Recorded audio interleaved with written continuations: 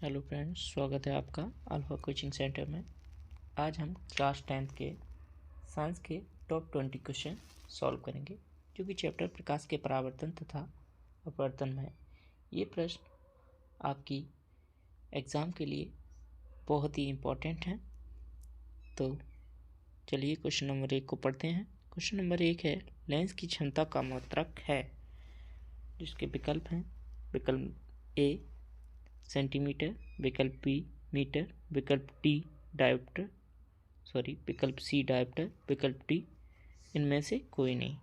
तो आपका जो सही आंसर है वो है विकल्प सी डायोप्टर।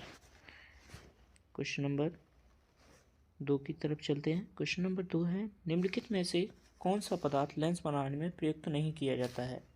विकल्प ए जल, विकल्प बी कांच, विकल्प सी प्लास्टिक, विकल्प डी मिट्टी। तो आपका जो सही आंसर है वो है विकल्प डी मिट्टी।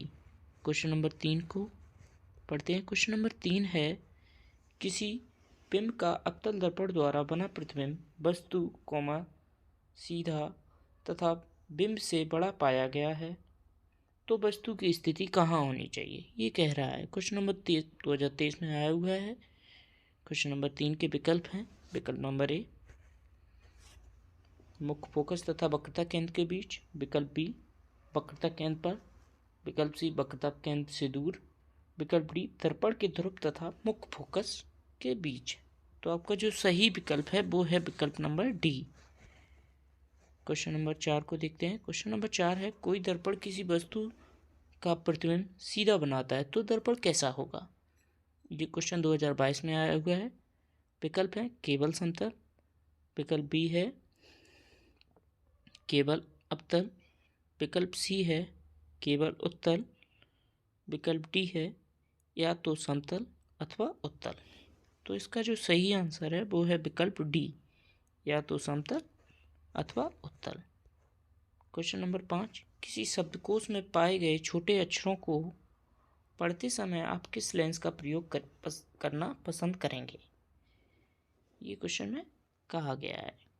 जिसके विकल्प है 50 सेंटीमीटर फोकस दूरी का एक उत्तल लेंस, विकल्प बी 50 सेंटीमीटर फोकस दूरी का एक अवतल लेंस, विकल्प सी 5 सेंटीमीटर फोकस दूरी का एक उत्तल लेंस, विकल्प डी 5 सेंटीमीटर फोकस दूरी का एक अवतल लेंस। तो इसका जो सही आंसर है वो आपका है विकल्प बी 50 सेंटीमीटर फोकस दूरी का एक अवतल लेंस। बढ़ते हैं क्वेश्चन नंबर 5 की ओर। क्वेश्चन नंबर 5 है, 20 सेंटीमीटर वक्रता त्रिज्या वाले अवतल दर्पण की फोकस दूरी क्या होगी? तो एक फॉर्मूला होता है कि जो फोकस दूरी होती है वो वक्रता त्रिज्या की आधी होती है। अगर फोकस दूरी 20 है तो वक्रता त्रिज्या 10 होगी। अगर अवतल दर्पण है तो -10, अगर उत्तल दर्पण है तो +10। तो इससे आपका विकल्प ए है 5 सेंटीमीटर, विकल्प बी है -10 सेंटीमीटर, विकल्प सी है 15 सेंटीमीटर, विकल्प डी 20 सेंटीमीटर। तो आपका जो आंसर है वो है विकल्प B -10 centimetre. Question number 6। Question number 6 print नहीं हो पाया है, थोड़ा उसके लिए सॉरी। तो एक विकल्प गायब है। तो क्वेश्चन नंबर 6, गोलीय दर्पण की फोकस दूरी और वक्रता त्रिज्या में संबंध। विकल्प ए है F बराबर R/2, F है आपका छोटा f फोकस दूरी और R वक्रता त्रिज्या। विकल्प बी R बराबर F/2, विकल्प सी F बराबर 2R, विकल्प डी इनमें से कोई नहीं। तो आपका जो सही विकल्प है वो है ए, F बराबर R/2। क्वेश्चन नंबर 7, उस उत्तल दर्पण की वक्रता त्रिज्या क्या होगी जिसकी फोकस दूरी 20 सेंटीमीटर है? विकल्प ए 5 सेंटीमीटर, विकल्प बी -10 सेंटीमीटर, विकल्प सी 15 सेंटीमीटर, विकल्प डी 30 सेंटीमीटर। तो आपका जो विकल्प है वो 20 होना चाहिए 30 की जगह विकल्प। तो ये विकल्प आपका 30 होगा इसका, विकल्प डी। यहाँ पे 30 की जगह 20 कर लीजिएगा, ये क्वेश्चन आपका सही हो जाएगा। आगे बढ़ते हैं क्वेश्चन नंबर 8 की तरफ। क्वेश्चन नंबर 8 है, इनमें से कौन सा दर्पण वस्तु से छोटा व आभासी प्रतिबिंब बनाता है। ये क्वेश्चन जो है 2011 और 15 में आया हुआ है। विकल्प ए समतल दर्पण, विकल्प बी अवतल दर्पण, विकल्प सी उत्तल दर्पण या विकल्प डी तीनों दर्पण। तो इसका जो सही आंसर है वो है आपका विकल्प नंबर सी उत्तल दर्पण। क्वेश्चन नंबर 9 की तरफ बढ़ते हैं। क्वेश्चन नंबर 9 कहता है 2020 में आया हुआ प्रश्न, प्रकाश का वेग निम्न में से किस माध्यम में सबसे अधिक होता है? विकल्प ए वायु, विकल्प बी जल, विकल्प सी कांच, विकल्प डी निर्वात। तो प्रकाश की चाल या वेग सबसे अधिक होता है वो है विकल्प नंबर डी निर्वात में। क्वेश्चन नंबर 10 की ओर बढ़ते हैं। क्वेश्चन नंबर 10 है, किसी अपारदर्शी वस्तु के किनारों से प्रकाश का मुड़ना कहलाता है? विकल्प ए व्यतिकरण, विकल्प बी विक्षेपण, विकल्प सी परावर्तन, विकल्प डी विकिरण। तो इसका जो सही आंसर है वो है विक्षेपण, विकल्प बी विक्षेपण। क्वेश्चन नंबर 11 की तरफ। क्वेश्चन नंबर 11 है, प्रकाश विकिरण की प्रकृति होती है। प्रकाश विकिरण की प्रकृति होती है। विकल्प ए कण के समान, विकल्प बी तरंग के समान, विकल्प सी दोनों या फिर विकल्प डी इनमें से कोई नहीं। तो इसका जो सही आंसर है वो विकल्प सी, प्रकाश की जो प्रकृति होती है वो कण तथा तरंग दोनों के समान होती है। क्वेश्चन नंबर 12 की तरफ। क्वेश्चन नंबर 12 है, एक अवतल लेंस की फोकस दूरी 5 सेंटीमीटर है तो इसकी क्षमता ज्ञात कीजिए। विकल्प ए 0.2 डायोप्टर, डी का मतलब यहाँ डायोप्टर है, बी विकल्प -0.2 डायोप्टर, विकल्प सी 2.0 डायोप्टर या विकल्प डी 5 डायोप्टर या 5 डायोप्टर। तो इसका जो आंसर है वो आपका होना चाहिए 0.2 डायोप्टर। सेंटीमीटर की जगह मीटर है तो विकल्प बी आपका सही हो जाएगा, -2 डायोप्टर अवतल लेंस है इसलिए। क्वेश्चन नंबर 13 की तरफ। क्वेश्चन 13 है, कांच का जो अपवर्तनांक है वो अधिकतम कौन से रंग के लिए होता है? तो विकल्प ए हरे रंग के लिए, विकल्प बी बैंगनी रंग के लिए, विकल्प सी लाल रंग के लिए, विकल्प डी पीले रंग के लिए। तो आपका जो सही विकल्प है वो है आपका बैंगनी रंग।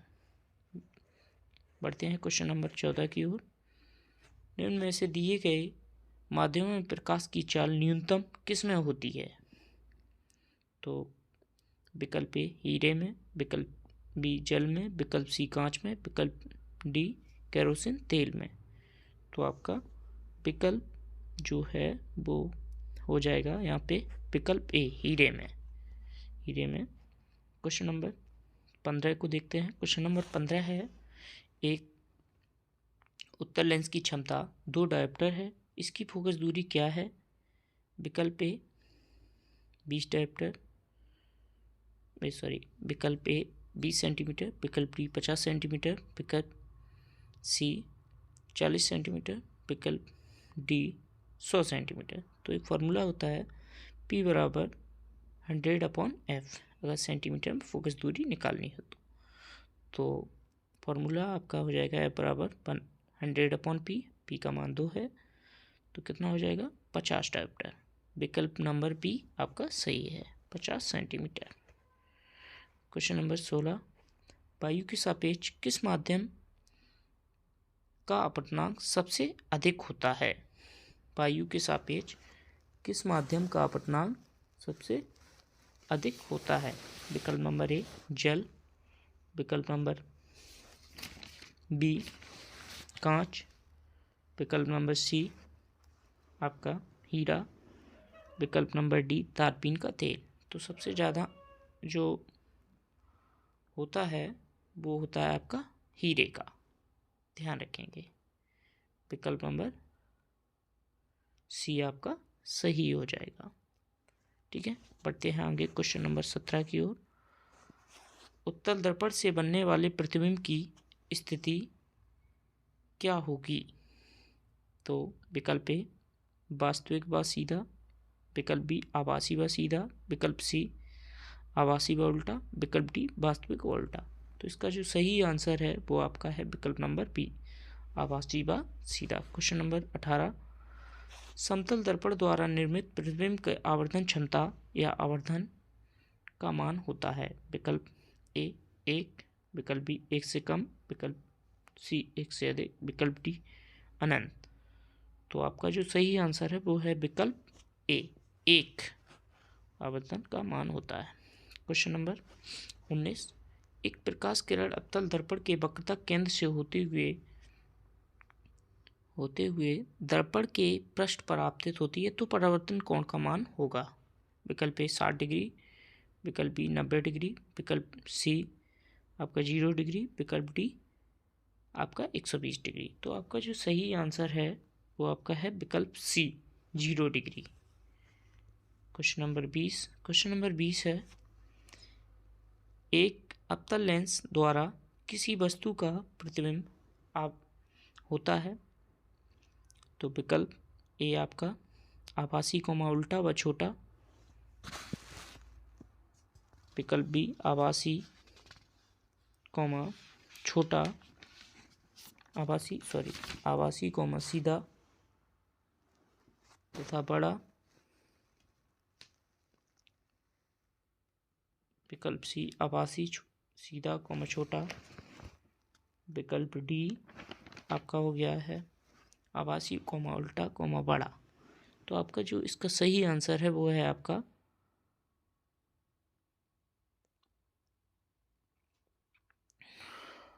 विकल्प, आपका इसका सही आंसर है वो है आपका विकल्प नंबर सी, छोटा कोमा आभासी व सीधा। अब ये एक क्वेश्चन नंबर 21, ये आपका होमवर्क होगा। किसी भी लेंस की क्षमता की इकाई या कहें मात्रक क्या होता है? तो विकल्प ए आपका मीटर, विकल्प बी प्रति मीटर, विकल्प सी मीटर प्रति सेकंड, विकल्प डी इनमें से कोई नहीं। तो आप इसका कमेंट में आंसर करेंगे। वीडियो कैसी लगी इसका कमेंट में आंसर